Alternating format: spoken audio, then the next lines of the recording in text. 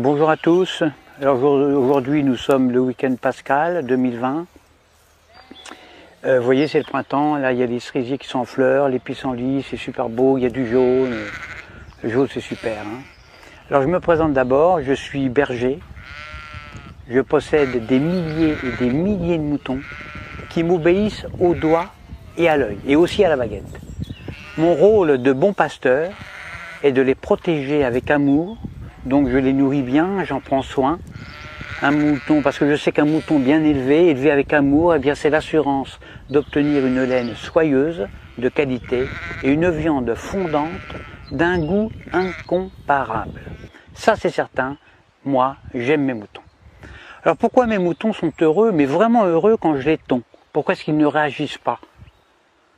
Pourquoi est-ce qu'ils ne réagissent pas quand je les vaccine, quand je les sacrifie sur l'autel de la gastronomie? Il y a un mystère, il y a un mystère. Surtout quand on sait que moi, je suis qu'un petit bonhomme fragile, qui ne ferait pas le poids face à un mouton en colère. Un seul mouton en colère, un seul bélier peut me tuer d'un seul coup. Eh bien le secret, le voici.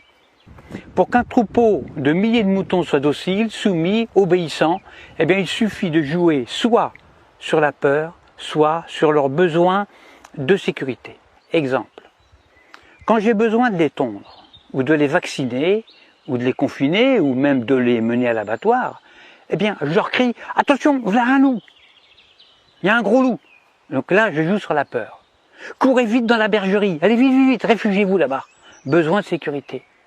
Et là, dans une psychose collective, où ils se piétinent les uns les autres, ils se carapatent tous dans la bergerie, sans même réfléchir, parce qu'ils sont heureux de se retrouver en sécurité, confinés dans la bergerie, loin des dents du loup.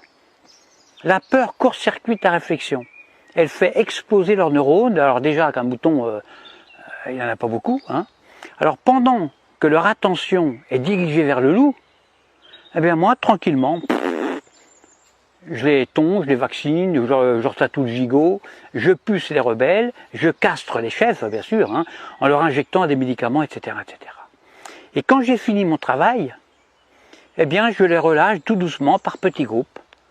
Alors c'est vrai qu'ils se sont fait tondre, ça ils s'en rendent compte, ils le voient, mais ils sont heureux d'avoir échappé au gros loup. Ils sont tondus, mais encore vivants, donc contents, heureux. Je les fais alors bêler tous en chœur à la tombée de la nuit et je leur demande de m'applaudir à 20 h au moment du journal télévisé qui leur raconte qu'ils ont échappé vraiment à un grand danger. Alors bien sûr, sur le nombre, il y a toujours quelques rebelles, des moutons noirs, qui sont des moutons plus intelligents que les autres, qui comprennent, ils ont pigé mon stratagème. Alors ils essayent, ils tentent désespérément d'expliquer à leurs frères moutons, à leurs congénères, que si le loup en croque 2 ou 3 seulement, le berger, lui, est beaucoup plus dangereux, puisqu'ils finiront tous sur une table en méchoui, ou sur la table pascale. Alors il faut les gérer, ces moutons noirs, qui ne veulent pas rentrer dans la bergerie, parce que ce sont des rebelles, ce sont des esprits libres. Alors à ceux-là, soit je leur montre mon bâton, soit je les fais mordre par mon chien. Or le mieux c'est d'égorger un seul mouton noir devant les autres. Alors ça c'est super efficace ça. Pour un seul de sacrifier, j'en terrorise des milliers qui deviennent mais alors doux comme des agneaux. J'en tue un et j'en soumets des milliers. C'est comme ça qu'on étouffe la moindre velléité de révolte. Alors il y a de nombreux hommes politiques qui viennent me demander de les coacher. Alors que moi je ne suis qu'un simple berger, je suis qu'un pauvre berger, mais s'ils me le demandent, c'est justement parce qu'on peut utiliser ces méthodes, les méthodes de berger, chez les humains. En effet, la différence entre le comportement des moutons et celui des humains, eh bien c'est que justement il n'y a aucune différence. C'est ça le secret. Le secret est là, il n'est pas ailleurs. Donc, quand on veut faire passer une loi impopulaire, qui ne fait pas plaisir, eh bien on le fait pendant que la population a peur. Par exemple, on parle de crise climatique, de crise de la dette, de crise financière, de tempête, de canicule, de terrorisme, de crise sanitaire, etc., etc. À cause du coronavirus, là on joue avec la peur, eh bien on a réussi à confiner non pas des milliers de moutons, mais des milliards d'humains sur toute la planète, sur toute la Terre. Des humains, confinés comme des animaux. Des humains déshumanisés.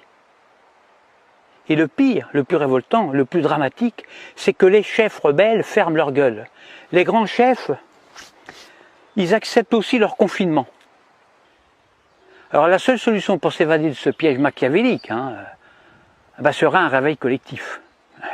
Alors moi personnellement, je ne perds plus mon temps à essayer d'éclairer les blaireaux. Ça sert à rien, ça ne sert strictement à rien. Parce que quand j'explique la stratégie dont sont victimes les moutons, soit le mouton est déjà éveillé, alors dans ce cas-là, toutes mes explications sont vraiment inutiles, ou alors je tombe sur un mouton con. Et si c'est un mouton con, il ne comprendra rien à ce que je lui raconte. Parce que justement, c'est un mouton con. Alors il faut faire attention parce que le mouton con, lui, il n'est pas fautif. Il est con, c'est tout, c'est pas sa faute. Alors à bientôt pour une prochaine vidéo. Pensez à vous abonner, à diffuser la vidéo parce que je me présente aux prochaines élections présidentielles et puis j'ai besoin de beaucoup d'électeurs. Et je dis, vive moi, votre futur président dictateur. Faites le bon choix, votez pour moi. À bientôt.